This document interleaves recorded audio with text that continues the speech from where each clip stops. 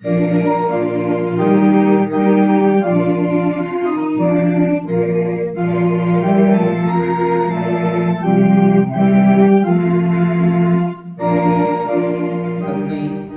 மைந்தன், தூயாவியாரின் திருப்பெயரில் ஆமென். அன்புக்குரிய இறைமக்களே, நமது ஆண்டவரும் இரட்சகருமாகிய இயேசு கிறிஸ்துவின் இனிய திருப்பெயரிலே உங்களை நான் அதிகமாக வாழ்த்துகின்றேன், ஆசீர்வதிக்கிறேன். கடந்த ஞாயிற்றுக்கிழமை நம்முடைய ஆலயத்தை திறக்கவும் ஆண்டவரை மகிமைப்படுத்தவும் கர்த்தர் கிருபை பாராட்டினார். தொடர்ந்து இந்த வெள்ளிக்கிழமை மீண்டுமாக உங்களை இந்த ஆன்லைன் வழியாக சந்திப்பதிலே பெருத்த மகிழ்ச்சி அடைகின்றேன். கர்த்தர் நமக்கு போதுமானவராய் இருந்து நம்மை பலப்படுத்தி ஆசீர்வதித்து வழி நடத்துவாராக. ஆமென். நம்முடைய ஆராதனைக்கு துணையாக நான் ஒரு பாடலை பாடுகின்றேன். புத்தெழுச்சி பாடல்களிலே 401வது பாடல். புத்தெழுச்சி பாடல்கள் 401. நான் உமக்கு சொந்தமானவன் இயேசுவே, நீர் எனக்கு தஞ்சமானவர். நான் உமக்கு சொந்தமானவன். பாரின் மீதிலே நான் பாவியானவன்.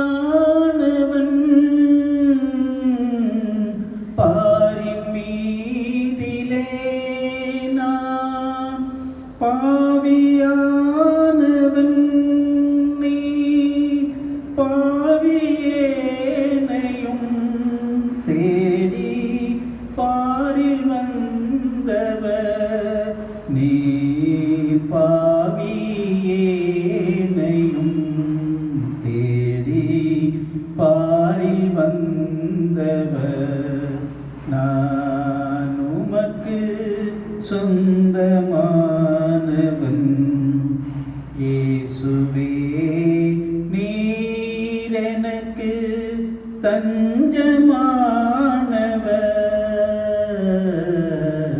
நான் உமக்கு சொந்தமானவன். வாழ்வு ஈந்தவர் நீ வல்ல ஆண்டவர். வாழ்வு ஈந்தவர் நீ வல்ல ஆண்டவர்.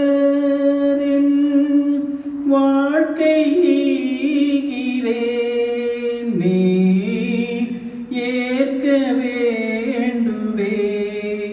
என் வாழ்க்கை ஈகிறேன், நீ ஏற்க வேண்டுவே. நான் உமக்கு சொந்தமானவன் இயேசுவே, நீர் எனக்கு தஞ்சமானவர். நான் உமக்கு சொந்தமானவன்.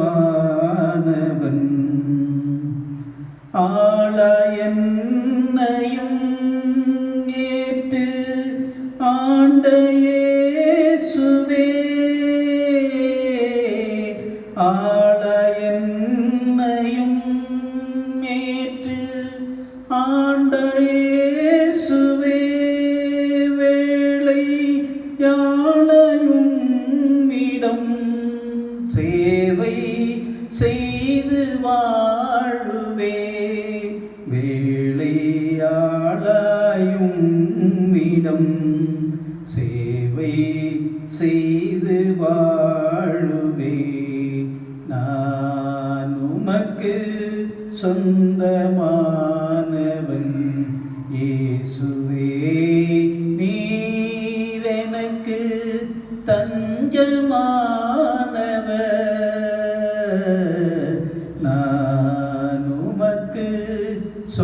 சொந்தமானவன்.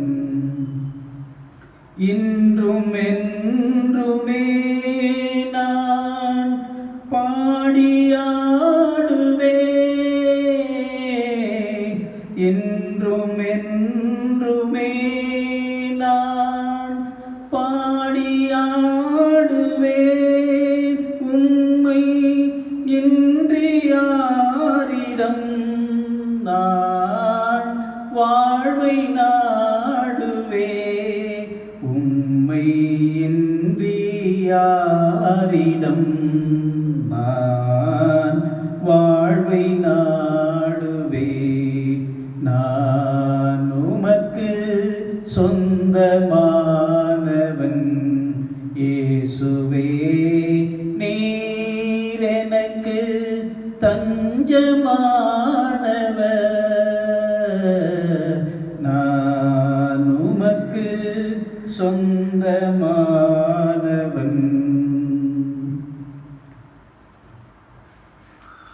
மூன்றாம் ஆராதனை முறைமையை பின்பற்றுவோம். பக்கம் 21. நாம் கடவுளை தொழுவோம். கர்த்தரின் வாசல்களில் நன்றி அறிதலோடும் அவர் பிரகாரங்களில் துதியோடும் பிரவேசியுங்கள். அவருக்கு நன்றி செலுத்தி அவர் நாமத்தை தோத்தரியுங்கள். கர்த்தர் நல்லவர், அவர் கிருபை என்றென்றும், அவர் உண்மை தலைமுறை தலைமுறைக்கும் உள்ளது. நம்மை உண்டாக்கின கர்த்தருக்கு முன்பாக நாம் பணிந்து குனிந்து முழங்காற்படையிட கடவோம். வாருங்கள், அவர் நம்முடைய கடவுள், நாம் அவர் மேய்ச்சலின் ஜனமும் அவர் கைக்குள்ளான ஆடுகளுமாம். கர்த்தருடைய பர்வதத்தில் ஏறுபவன் யார்? அவருடைய பரிசுத்த ஸ்தலத்தில் நிற்பவன் யார்? சுத்தமுள்ள கைகளும் மாசற்ற இருதயம் உடையவனாய் வீணானதை பற்றி கொள்ளாமலும் கபடாய் ஆணையிடாமலும் இருக்கிறவனே. தமது கடவுளாக்கிய ஆண்டவருக்கோ மிகுந்த இரக்கமும் மன்னிப்பும் உரியது. நாம் அவருக்கு விரோதமாய் துரோகம் செய்தோம், நமது கடவுளாகிய கர்த்தரின் சொல்லுக்கு செவிகொடாமல் போனோம். தமது ஊழியராகிய தீர்க்கதரிசிகளை கொண்டு அவர் நமக்கு முன்பாக வைத்த அவருடைய பிரமாணங்களின்படி நாம் நடக்கவில்லை. கடவுளுக்கு ஏற்கும் வழிகள் நைந்த ஆவிதான். கடவுளே, நைந்ததும் நொறுங்குண்டதுமான இருதயத்தை நீர் புறக்கணியீர். வருந்தி உழைத்து வாரும் சுமக்கிறவர்களே, நீங்கள் எல்லாரும் என்னிடத்தில் வாருங்கள், நான் உங்களுக்கு இளைப்பாறுதல் தருவேன். நான் எழுந்து என் தகப்பனிடத்திற்கு போய், தகப்பனே, பரத்துக்கு விரோதமாகவும் உமது பார்வையிலும் பாவம் செய்தேன் என்பேன். சேர்ந்து சொல்வோம்.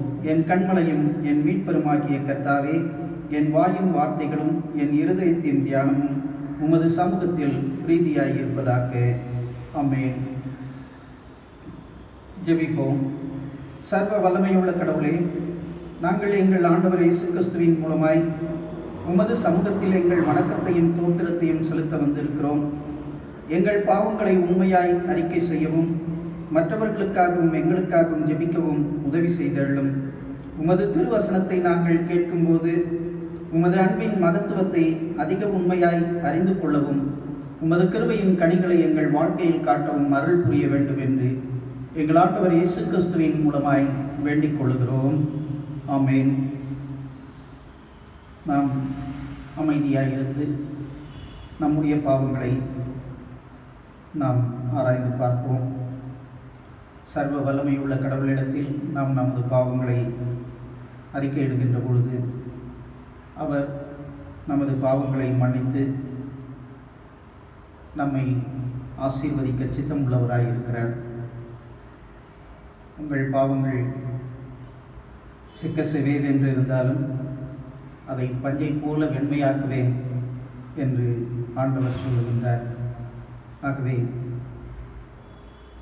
நம்முடைய பாவங்களை சர்வ வல்லமை உள்ள கடவுளிடத்தில் நாம் தாழ்மையோடு அறிக்கை செய்வோமாக.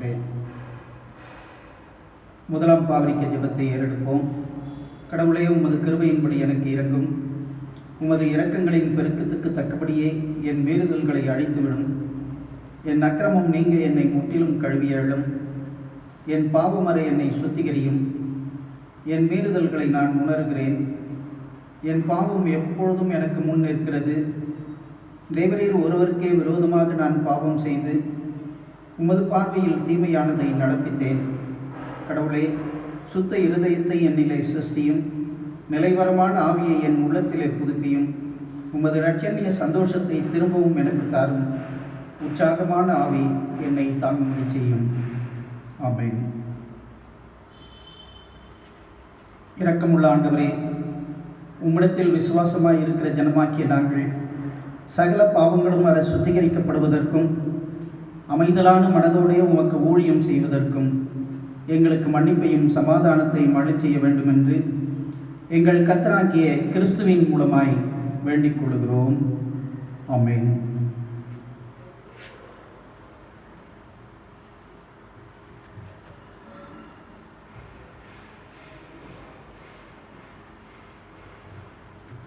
திருமறையிலிருந்து ஒரு பகுதியை வாசிப்போம். குறிப்பாக நம்முடைய தியானத்திற்கென்று மார்க்கு 5ஆம் அதிகாரம் முழுவதையும் நாம் எடுத்துக்கொண்டிருக்கிறோம்.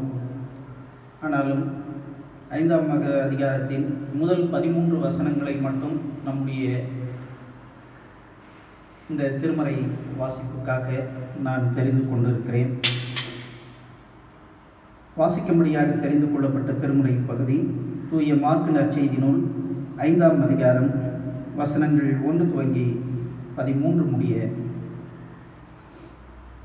அவர்கள் கடலுக்கு அக்கறையில் இருந்த கெரசேனர் பகுதிக்கு வந்தார்கள். இயேசு படகை விட்டு இறங்கிய உடனே தீய ஆவி பிடித்த ஒருவர் கல்லறைகளிலிருந்து அவருக்கு எதிர்கொண்டு வந்தார். கல்லறைகளே அம்மனிதரின் உறைவிடம். அவரை எவராலும் ஒருபொழுதும் சங்கிலியால் கூட கட்டி வைக்க முடியவில்லை. ஏனெனில் அவரை பலமுறை விலங்குகளினாலும் சங்கிலிகளினாலும் கட்டியிருந்தும் அவர் சங்கிலிகளை உடைத்து விலங்குகளை தகர்த்து எறிந்தார். எவராலும் அவரை அடக்க இயலவில்லை. அவர் இரவு பகலாய் எந்நேரமும் கல்லறைகளிலும் மலைகளிலும் கூச்சலிட்டு கொண்டிருந்தார். தம்மையே கற்களால் காயப்படுத்தி வந்தார். அவர் தொலைவிலிருந்து இயேசுவை கண்டு ஓடி வந்து அவரை பணிந்து, இயேசுவே, உன்னத கடவுளின் மகனே, உமக்கு இங்கே என்ன வேலை? கடவுள் மேல் ஆணை, என்னை வதைக்க வேண்டாம் என்று உரத்த குரலில் கத்தினார். ஏனெனில் இயேசு அவரிடம், தீய ஆவியே, இந்த மனிதரை விட்டு போ என்று சொல்லியிருந்தார். அவர் அம்மனிதரிடம், உன் பெயர் என்ன என்று கேட்க, அவர், என் பெயர் லேகியோன், ஏனெனில் நாங்கள் பலர் என்று சொல்லி அந்த பகுதியிலிருந்து தங்களை அனுப்பிவிட வேண்டாம் என்று அவரை வருந்தி வேண்டினார். அங்கே மலைப்பகுதியில் பன்றிகள் பெரும் கூட்டமாய் மேய்ந்து கொண்டிருந்தன. நாங்கள் அப்பன்றிகளுள் போகும்படி எங்களை அங்கே அனுப்பிவிடும் என்று தீய ஆவிகள் அவரை வேண்டின. அவரும் அவற்றிற்கு அனுமதி கொடுத்தார். பின் தீய ஆவிகள் வெளியேறி பன்றிகளுக்குள் புகுந்தன. ஏறக்குறைய 2000 பன்றிகள் அடங்கிய அந்த கூட்டம் செங்குத்து பாறைகளிலிருந்து கடலில் பாய்ந்து வீழ்ந்து மூழ்கியது என்றார் என்பதை கிறிஸ்துவே உமக்கே மாட்சிமை உண்டாவதாக. ஆமென். அன்பான இறைமக்களே, நமது ஆண்டவரும் இரட்சகருமாகிய இயேசு கிறிஸ்துவின் இனிய திருப்பெயரிலே உங்களை நான் அதிகமாக வாழ்த்தி ஆசீர்வதிக்கிறேன். ஆண்டவர் செய்த அற்புதங்கள், miracles of Jesus in Mark's gospel என்பதை குறித்து நாம் சிந்தித்து கொண்டு வருகிறோம். கடந்த 2 வாரங்களிலே முதல் 4 அதிகாரங்களிலே இருக்கின்ற அற்புதங்களை குறித்து சிந்திப்பதற்கு கர்த்தர் நமக்கு கிருபை பாராட்டினார். இந்த நாளிலே 5ஆம் அதிகாரத்தில் இருக்கின்ற அற்புதங்களை குறித்து உங்களோடு சுருக்கமாக நான் பகிர்ந்து கொள்ள விழைகின்றேன். முதல் பகுதி பேய் பிடித்திருந்தவரை நலமாக்குகின்ற ஒரு பகுதி. 2வது பகுதி இரத்தப்போக்குடைய பெண் நலம் பெறும் நிகழ்வு. 3வது சாகும் தருவாயில் இருந்த சிறுமி உயிர் பெற்றெழுகின்ற ஒரு நிகழ்வு. ஆகவே இந்த 3 அற்புதங்களையும் இன்றைக்கு உங்களோடு பகிர்ந்து கொள்வதிலே நான் பெருத்த மகிழ்ச்சி அடைகின்றேன். குறிப்பாக இந்த நிகழ்வு இந்த 35வது வாக்கியத்தின்படி, அதாவது லேட் ஈவினிங் என்று சொல்லப்படுகிறது, அவர் தொடர்ந்து பேசிக்கொண்டே இருந்தபொழுது தொழுகை கூட தலைவருடைய வீட்டிலிருந்து ஆள் வந்து அவரிடம், உம்முடைய மகள் இறந்துவிட்டால் போதகரை ஏன் இன்னும் தொந்தரவு செய்கிறேன் என்றார்கள். ஆகவே இந்த பகுதியை நாம் வாசிக்கின்ற பொழுது வெகு நேரம் ஆகிவிட்டது என்பதை இங்கே சுட்டிக்காட்டுகிறது. ஆகவே குறிப்பாக இது லேட் ஈவினிங் அல்லது இரவு வேளையிலே நடந்த ஒரு நிகழ்வாக இதை புரிந்து கொள்ளலாம் என்று இறையியலாளர்கள் சிந்திக்கிறார்கள். ஆகவே அந்த அடிப்படையிலே இந்த பேய் பிடித்த மனிதருடைய அந்த நிலைமை இங்கே மிக மோசமாக சுட்டிக்காட்டப்படுகிறது. கல்லறைகளிலே குடியிருந்தார். அவரை யாராலும் சங்கிலியாலும் விலங்குகளிலாலும் கூட கட்ட முடியவில்லை. அப்படி கட்டினாலும் கூட அதை தகர்த்தெறிந்து அவர் போய்விடுவார். ஆகவே யாருக்கும் அடங்காத ஒரு மனிதர், அல்லது யாரும் அவரை கட்டுப்படுத்த முடியவில்லை என்ற ஒரு சூழ்நிலை.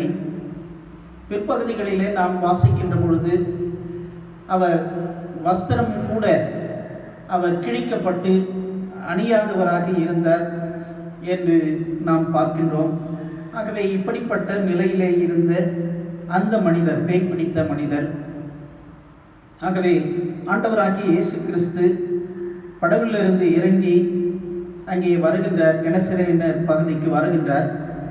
உடனே அந்த தீய ஆவி பிடித்த மனிதர் அங்கே கல்லறைகளிலிருந்து அவருக்கு எதிராக வந்தார் என்று சொல்லப்படுகிறது. குறிப்பாக இந்த கலிலேய கடலின் ஒரு பகுதியிலே, அதாவது ஒரு பக்கத்திலே நிறைய கல்லறைகள் இருக்கும் என்று அறிஞர்கள் கருதுகின்றார்கள். இந்த கல்லறைகள் குறிப்பாக அங்கே இருக்கின்ற குகை, அதை ஒட்டிய பகுதிகளிலே இருக்கும். ஆகவே இந்த கல்லறைகளிலே அந்த மனிதர் வாசம் பண்ணி கொண்டிருந்தார் என்று நாம் இங்கே திருமறையிலே வாசிக்கின்றோம். ஆகவே எனக்கு மிகவும் பிரியமானவர்களே, அந்த அடிப்படையிலே கல்லறைகளில் வாழ்ந்த ஒரு மனிதர், தன்னைத்தானே காயப்படுத்தி கொண்ட ஒரு மனிதர், அங்கே வருகின்ற பிறரையும் பயமுறுத்தி அவர்களை அச்சுறுத்திய ஒரு மனிதர். ஆகவே அப்படிப்பட்டவர் இங்கே இயேசுவை கண்டதும் ஓடி வருகின்றதை நாம் பார்க்கின்றோம். ஆகவே அவர் சொல்லுகின்றார், குறிப்பாக ஆண்டவரிடத்திலே வந்து, என்னை ஏன் தொந்தரவு செய்கிறீர்? உன்னத கடவுளின் மகனே, உமக்கு இங்கே என்ன வேலை? கடவுள் மேல் ஆணை, என்னை வதைக்க வேண்டாம் என்று சொல்லி அந்த பேய் பிடித்த மனிதர் சொல்லுவதை பார்க்கின்றோம். ஆனால் இயேசு அந்த மனிதரிடத்திலே, உன் பெயர் என்ன என்று கேட்க, அவர் என் பெயர் லேகியோன் என்று சொல்லுகின்றார். அதில் குறிப்பாக ரோம படையினுடைய பிரிவுக்கு லேகியோன் என்ற பெயர் உண்டு. லெஜியன் என்றால் அது ஏறக்குறைய 6000 உறுப்பினர்களை கொண்ட ஒரு படைப்பிரிவு என்று சொன்னால் அது மிகையாகாது. ஆகவே அப்படிப்பட்ட ஒரு சூழ்நிலையிலே அவர் வாழ்ந்து கொண்டிருந்தார். அப்படி என்றால் ஒரு பெரும் படையே அவருக்குள் இருந்தது என்று பார்க்கின்றோம். அப்படி என்றால் ஒரு படையை அளவுக்கு பிசாசுகள் அவருடைய சரீரத்திலே புகுந்து அவரை ஆட்டி படைத்துக் கொண்டிருந்தது என்று சொன்னால் அது மிகையாகாது. அந்த அடிப்படையிலே தான் இங்கே ஆண்டவர் இந்த லேகியோனை சந்திக்கின்றார். ஆகவே அன்புக்குரிய இறை மக்களே, இந்த சூழலை நாம் சற்று ஆழமாக புரிந்து கொள்ள உங்களை நான் அன்போடு கூட கேட்டுக்கொள்ளுகின்றேன்.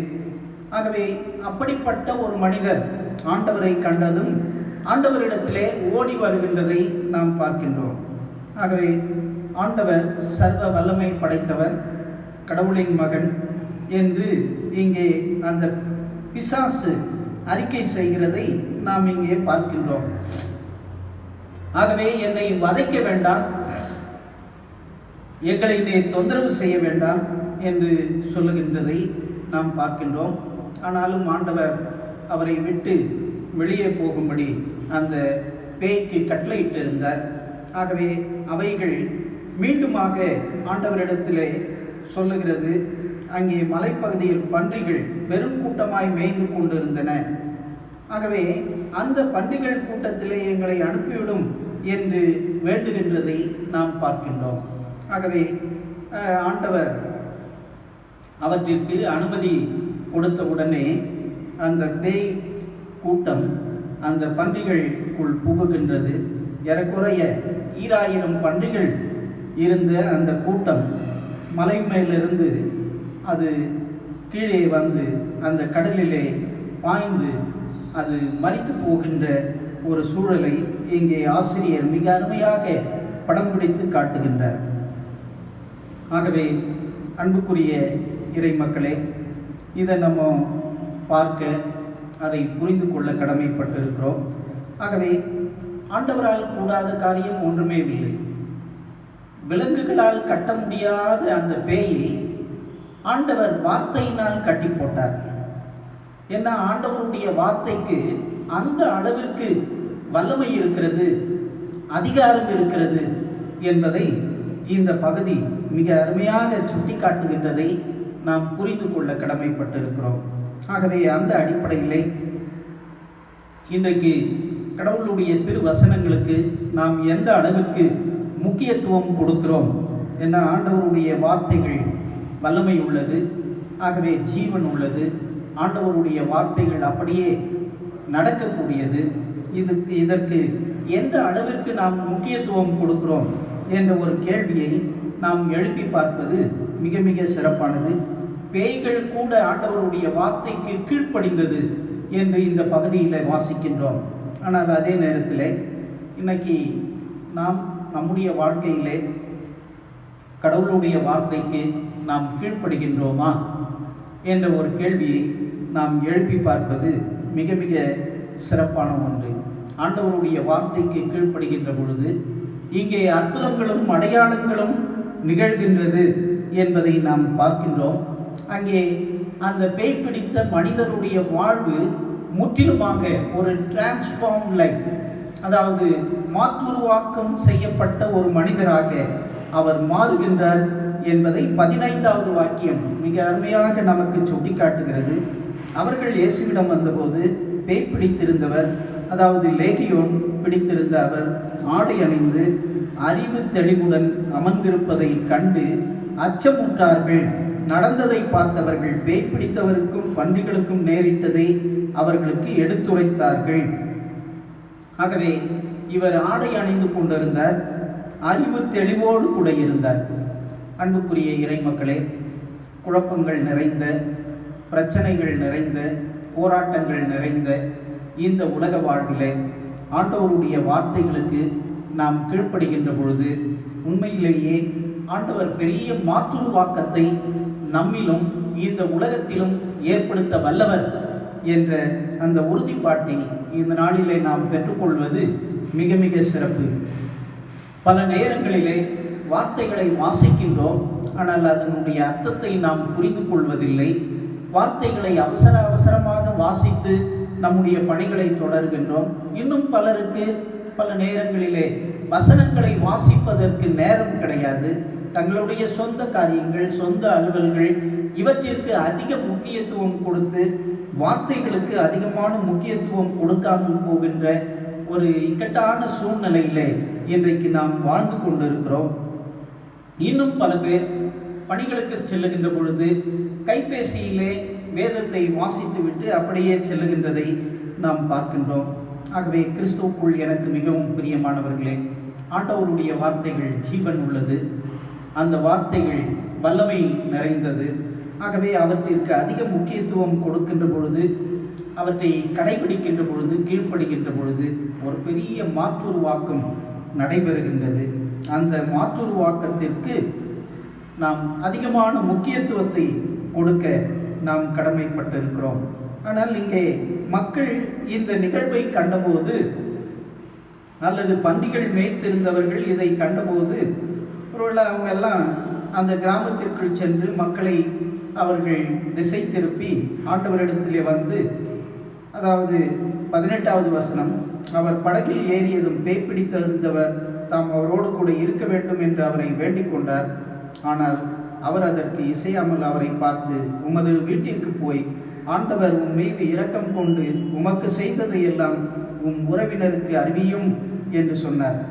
அதற்கு முன்பாக 17வது வாக்கியத்திலே, அப்பொழுது அவர்கள் தங்கள் பகுதியை விட்டு போய்விடுமாறு இயேசுவை வேண்டிக் கொண்டார்கள். ஆகவே அன்புக்குரியவர்களே, ஆண்டவர் அற்புதங்களையும் அடையாளங்களையும் செய்கிறவராக வந்தார். அப்படி செய்கின்ற பொழுது இயேசுவை ஏற்றுக்கொள்ள மனமில்லாதவர்களாக, அவரை வெளியே அனுப்புகின்றவர்களாக இந்த மக்கள் கூட்டம் இருந்தார்கள். ஆகவே பேய் பிடித்த இருந்தவரை ஆண்டவர் பார்த்து சொல்லுகின்றார், இந்த செய்தியை அல்லது இந்த மீட்பின் ரகசியத்தை உம் மக்களுக்கு, உம் சொந்த ஊரிலே இருக்கின்றவர்களுக்கு நீர் தெரிவியும் என்று சொல்லுகின்ற ஒரு நிலையை நாம் இந்த பகுதியில் பார்க்கின்றோம்.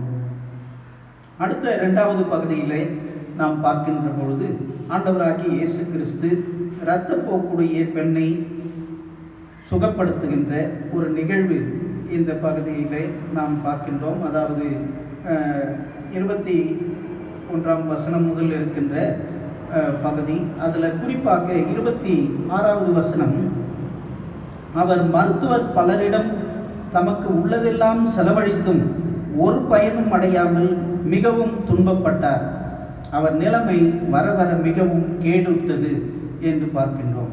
ஆகவே எனக்கு மிகவும் பிரியமானவர்களே, இங்கே இந்த இரத்தப்போக்குடைய பெண் குறிப்பாக 12 ஆண்டுகளாய் இந்த நோயினாலே அவர்கள் கஷ்டப்பட்டு கொண்டிருந்தார்கள். அவர்கள் பார்க்காத மருத்துவர்களே இல்லை, அவர்கள் செலவழிக்காத பணம் இல்லை, தங்களுடைய சொத்து எல்லாவற்றையும் கூட அதற்காக அவர்கள் அழித்து செலவழித்தார்கள். ஆனால் அவர்களுடைய நிலைமை மீண்டும் மீண்டும் மிக மிக மோசமான நிலையை அடைந்து கொண்டிருந்தது என்று வேதவசனம் மிக தெளிவாக சுட்டி காட்டுகிறது. ஆகவே கிறிஸ்துவுக்குள் எனக்கு மிகவும் பிரியமானவர்களே, அந்த அடிப்படையிலே இன்றைக்கு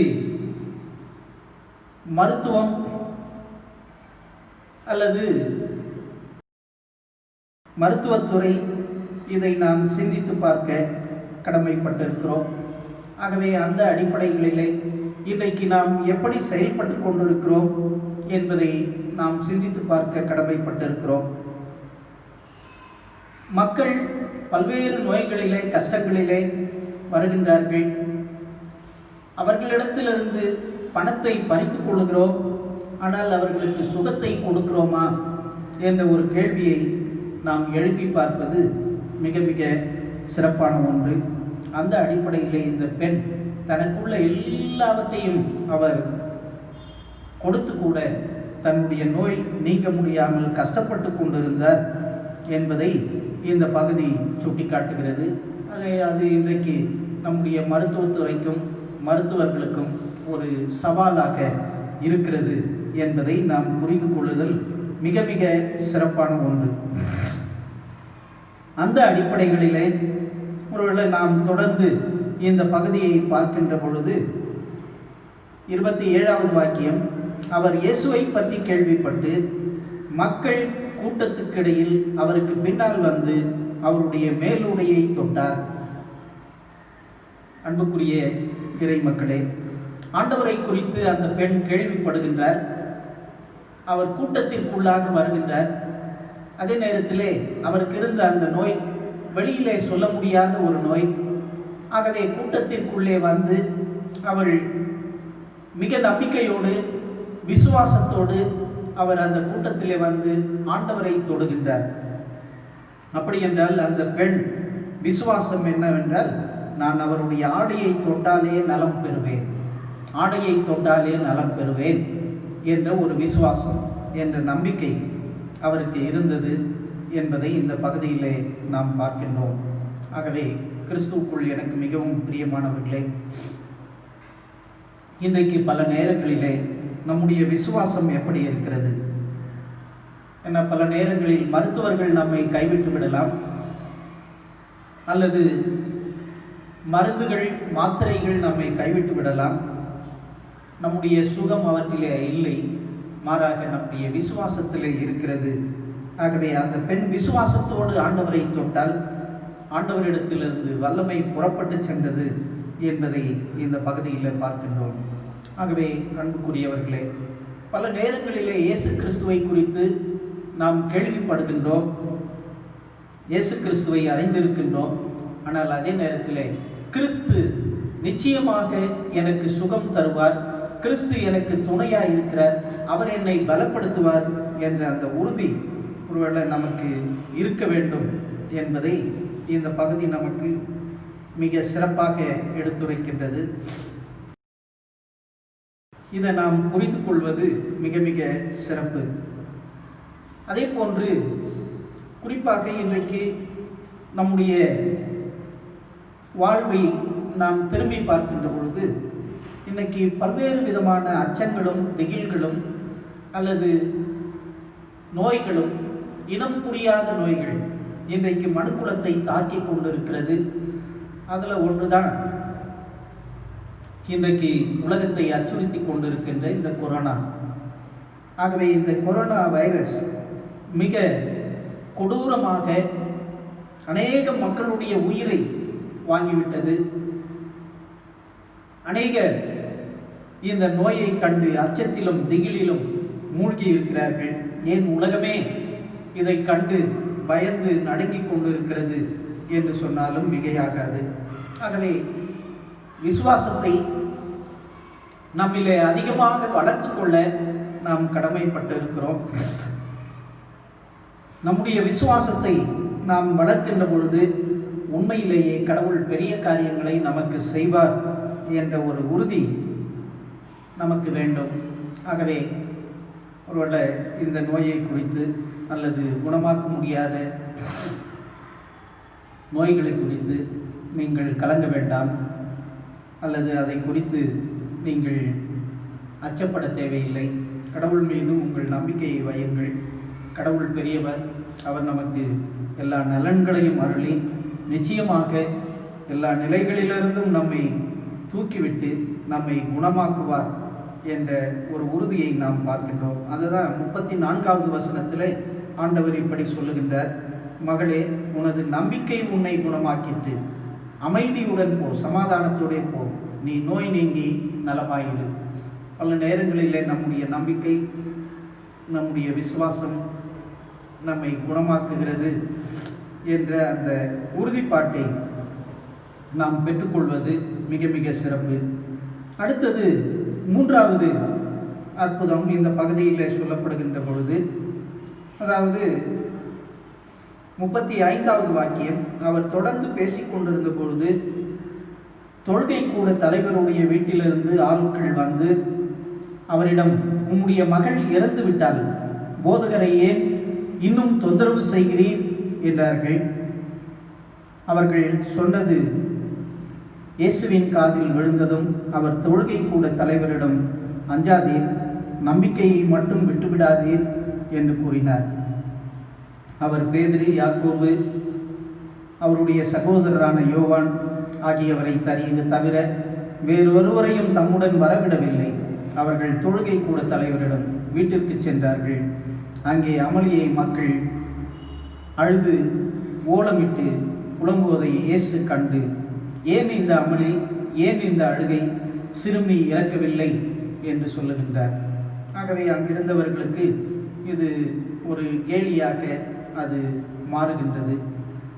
சிறுமி மரித்து போனால், ஆனால் இயேசு அவள் மரிக்கவில்லை, ஏன் நீங்கள் அமளி செய்கிறீர்கள், அழுது புலம்பிக் கொண்டிருக்கிறீர்கள் என்று கேட்கின்ற ஒரு நிலை. ஆகவே அன்புக்குரிய இறை மக்களே, நோய்களின் மீது ஆற்றல், பேய்களின் மீது ஆற்றல், இந்த இடத்திலே மரணத்தின் மீது ஆற்றல். அதை நம்ம சற்று சிந்தித்து பார்க்க உங்களை நான் அன்போடு கூட கேட்டுக்கொள்கின்றேன். ஆகவே ஆண்டவர் இந்த வார்த்தைகளை சொன்னதும் அவரை பார்த்து அங்கே கூடியிருந்த மக்கள் நகைத்தார்கள் என்று வசனம் சொல்லுகிறது. ஆனால் ஆண்டவர் உள்ளே சென்று அந்த சிறுமியின் கையை பிடித்து தலித்தாக்கும் என்றார். அதற்கு சிறுமி, உனக்கு சொல்லுகிறேன் எழுந்திரு என்பது பொருள். உடனே அச்சிறுமி எழுந்து நடந்தால் அவள் 12 வயதுடையவள் ஆனவள். மக்கள் பெரிதும் அலைத்து போய் மெய்மறந்து நின்றார்கள். ஆகவே இன்றைக்கு பல நேரங்களிலே இப்படி துன்பங்களிலும் கஷ்டங்களிலும் மரணத்தின் பிடியிலும் இருக்கின்ற மக்களை நாம் கரம் பிடிக்கின்றவர்களாக இருக்க, அவர்களுக்கு நம்பிக்கை ஊட்டுகின்றவர்களாக இருக்க, அவர்களை ஆண்டவருடைய திருப்பெயரினாலே அவர்களை எழுப்புகின்றவர்களாக இருக்க நாம் அழைக்கப்படுகின்றோம். ஆண்டவர் இதை செய்கின்றார். அங்கே இருந்த மக்கள் அவர் செயலை கண்டு வியந்து மலைத்து போகின்றார்கள் என்று வேதவசனம் மிக சிறப்பாக உணர்த்துகின்றது. ஆகவே கிறிஸ்துவுக்குள் எனக்கு மிகவும் பிரியமானவர்களே, இன்றைக்கு இப்படிப்பட்ட நம்பிக்கையை நாம் நம்முடைய பிள்ளைகள் உள்ளங்களிலே அதிகமாக ஊட்ட நாம் கடமைப்பட்டிருக்கிறோம்.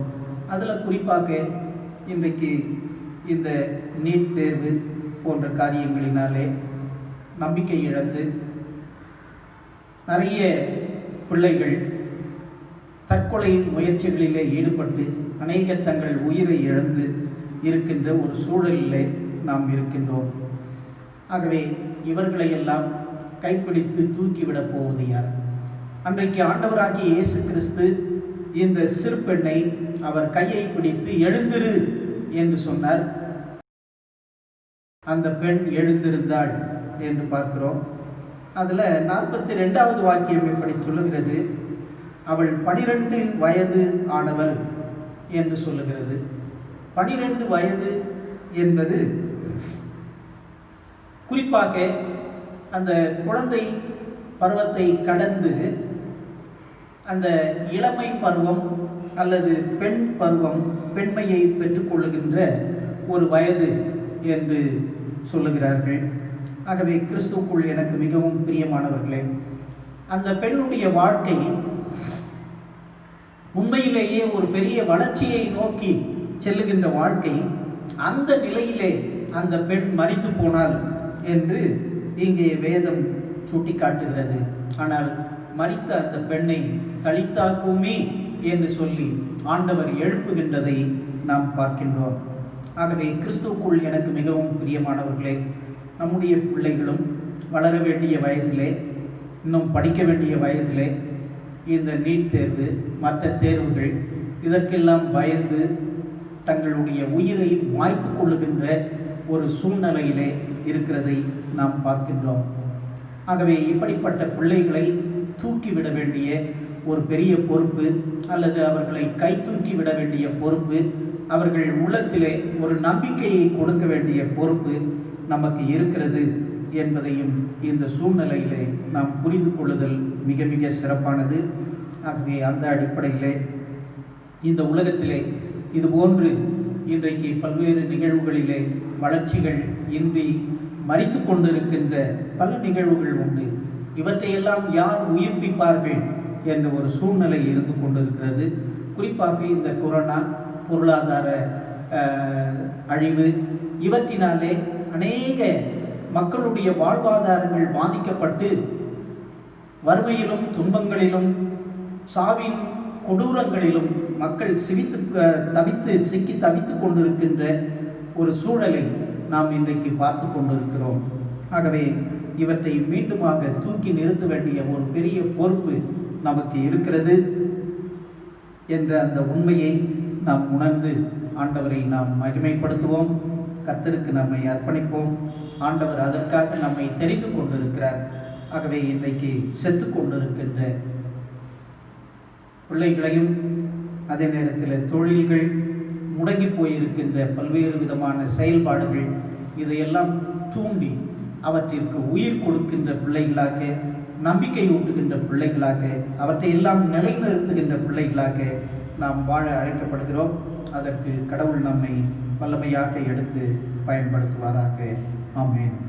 கர்த்தர் தாமே உங்களை ஆசீர்வதித்து கிருபையினாலும் இரக்கங்களினாலும் நன்மைகளினாலும் உங்களை நிரப்பி தொடர்ந்து உங்களை காத்து வழி நடத்துவாராக. ஆமென். தலைகளை தாழ்த்தி ஜெபிப்போம். கிருபையும் இரக்கமும் மிகுந்த ஆண்டவரே, இந்த மகிழ்ச்சியான நாளுக்காக உம்மை நன்றியோடு கூட துதிக்கின்றோம். நீர் கடவுளின் மகன், மணுமகனாக உம்மை ஆண்டவரே எங்களுக்கு வெளிப்படுத்தி எங்களோடு கூட இருந்து எங்கள் துன்பங்களிலும் துயரங்களிலும் வேதனைகளிலும் அவிசுவாசங்களின் மத்தியிலும் நீர் எங்களை ஆண்டவரை பலப்படுத்தி எங்களை இந்த ஆண்டவரை உயிர்ப்பித்து எங்களை நிமிரச் செய்த தயவுக்காக உமக்கு நாங்கள் கொடாக்கொடி ஸ்தோத்திரங்களை ஏறெடுக்கிறோம். அப்படி இன்றைக்கு மார்க்கு 5ஆம் அதிகாரத்திலே நாங்கள் தியானித்தபடி பேய்களின் மீது நீர் ஆற்றல் கொண்டிருந்தீர், பேய்களையும் அகற்ற உமக்கு வல்லமை இருந்தது என்பதை பார்க்கின்றோம். ஆகவே குறிப்பாக இன்றைக்கு ஆண்டவரே பல்வேறு விதமான தீமைகளும் அச்சங்களும் எங்களுக்கு ஏற்பட்டிருக்கிறது. இப்படிப்பட்ட பேய்களை இயேசுவின் நாமத்தினாலே நீர் அகற்றி அப்புறப்படுத்தும்படியாய் நாங்கள் ஜெபிக்கின்றோம். அதை போன்ற ஆண்டவரே, மருத்துவம் இன்றைக்கு ஒரு பெரிய கேள்வியாக இருந்து கொண்டிருக்கிறது. பல நேரங்களிலே பணத்தை செலவழிக்கிறோம், ஆனால் உயிரை எங்களால் திரும்ப கொண்டு வர முடியவில்லை. அப்படி அன்றைக்கு 12 ஆண்டுகளாக இந்த இரத்தப்போக்குடைய பெண் தனக்குள்ள ஆஸ்திகள் அனைத்தையும் செலவிட்டும் கூட அவருடைய நிலைமை மிக மோசமானதாக போய்கொண்டிருந்தது. ஆனால் அந்த பெண்ணின் விசுவாசத்தை நீர் ஆண்டவரை பெரிதுபடுத்தினீர். அந்த பெண்ணின் விசுவாசம் அவரை குணமாக்கியது என்ற ஒரு தைரியத்தை அவருக்கு ஊட்டினீர். உமக்கு நன்றி ராஜா. அப்படி எப்பொழுதும் எந்த நேரத்திலும் நாங்கள் எங்களை தொந்தரவு செய்கின்ற, எங்களை அதிகமாக பாதிக்கின்ற நோய்களை கண்டு நாங்கள் பயப்படாமல் விசுவாசம் கொண்டவர்களாக, உம்மீது நம்பிக்கை வைத்தவர்களாக ஆண்டவரே இந்த நோய்களை எல்லாம் வெற்றி கொள்வதற்கு உம்முடைய பலனை எங்களுக்கு நீர் கிருபையாய் கட்டளையிட்டாலும், அதே போன்று சிறுமி யவீருனுடைய அந்த மகள் ஆண்டவரே 12 வயதுடையவள், ஆனால் அவள் மரிக்கின்ற சூழ்நிலையிலே இருந்தார், மரித்து போனார். ஆனால் மீண்டுமாக தலித்தாக்குமே என்று சொல்லி அவருடைய கையை பிடித்து நீர் எழுப்பி உயிரோடு கூட நிறுத்தினீர். உம்மை நன்றியோடு கூட துதிக்கின்றோம். அப்படி இன்றைக்கும் நீட் தேர்வு மற்ற தேர்வுகள் இவற்றை கொண்டு அச்சத்திலும் பீதியிலும் மரித்து கொண்டிருக்கின்ற எத்தனையோ பிள்ளைகள் இன்றைக்கு எங்கள் மத்தியில் இருக்கிறார்கள். அவர்களை எல்லாம் தூக்கி நிமித்த வேண்டிய ஒரு பொறுப்பு எங்களுக்கு இருக்கிறது என்பதை உணர்ந்து உம்மை நன்றியோடு கூட துதிக்கின்றோம். அப்படிப்பட்ட மக்களுக்கு விசுவாசத்தை தாரும், நம்பிக்கையை தாரும். அவர்கள் மரிக்க பிறந்தவர்கள் அல்ல, அவர்கள் வளர பிறந்தவர்கள். அவர்கள் ஆண்டவரை பிறருக்கு ஆசீர்வாதமாக இருக்க பிறந்தவர்கள் என்ற அந்த உறுதியை அவர்கள் பெற்றுக்கொள்வதற்கு நீர் உதவி செய்யும்படியாய் நாங்கள் ஜெபிக்கின்றோம். உம்முடைய அன்புள்ள கரங்களிலே எங்களை தாழ்த்தி அர்ப்பணிக்கின்றோம். எங்கள் திருச்சபைக்காக, திருச்சபை குடும்பங்களுக்காக நாங்கள் ஜெபிக்கின்றோம். ஒவ்வொருவரையும் ஆசீர்வதியும். இன்றைக்கும் பல்வேறு நோய்களிலும் குறிப்பாக கொரோனா தாக்கத்திலும் அதிகமாக பாதிக்கப்பட்டு இந்த ஆண்டவரை கஷ்டப்பட்டு கொண்டிருக்கின்ற அனைத்து மக்களுக்காகவும் நாங்கள் ஜெபிக்கின்றோம்.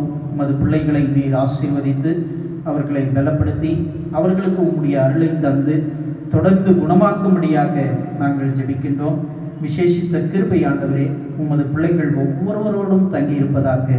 அதே போன்று இந்த ஆண்டவரே இன்றைக்கு இருக்கின்ற சூழல்கள் எங்களை அச்சுறுத்தலாம், சூழல்கள் எங்களை ஒன்றுமில்லாமல் ஆக்கலாம். ஆனால் நீர் எங்களோடு கூட இருக்கிறீர். ஆகவே நாங்கள் இவற்றையெல்லாம் வெற்றி கொண்டு நாங்கள் எழுந்து நிற்போம் என்ற அந்த உறுதியோடு நாங்கள் உமக்கு நன்றி செலுத்துகின்றோம்.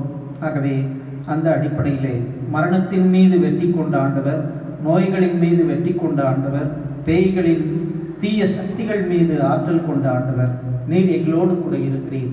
ஆகவே அந்த ஆற்றலை கொண்டு நாங்களும் ஆண்டவரே தீய சக்திகளை நாங்கள் மேற்கொள்ள, நோய்களை மேற்கொள்ள, அதை போன்று மரணத்தை மேற்கொள்ள எங்களுக்கு கிருபை தாரும்.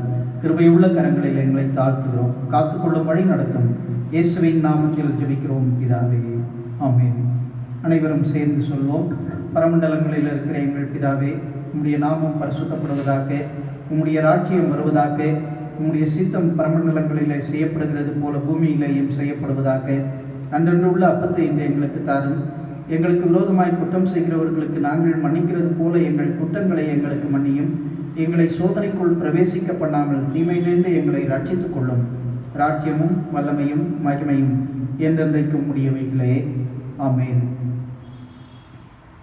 நம்முடைய கர்த்தராகிய இயேசு கிறிஸ்துவின் கிருபையும் பிதாவாகிய கடவுளின் அன்பும் தூய ஆவியானவரின் ஐக்கியமும் ஆசீர்வாதம் வழிநடத்துதலும் நம் அனைவரோடும் சிறப்பாக எங்கள் திருச்சபையோடும் திருச்சபை குடும்பங்களோடும் காணொலியிலே பார்க்கின்ற விசுவாசிகளோடும் அவர்தம் குடும்பங்களோடும் என்றுமென்றும் சதா காலம் தங்கியிருந்து அவர்களுக்கு சந்தோஷத்தையும் சமாதானத்தையும் எல்லா நலன்களையும் இன்றுமென்றும் எப்பொழுதும் கட்டளையிடுவதாக. ஆமென். கர்த்தர் உங்களோடு இருப்பாராக, அவர் உமது ஆவியோடும் இருப்பாராக. சமாதானத்தோடு நாம் தொடர்ந்து ஆண்டவரை மகிமைப்படுத்துவோம். கர்த்தர் எல்லா நிலைகளிலிருந்தும் நம்மை விடுவித்து காப்பாராக. ஆமென்.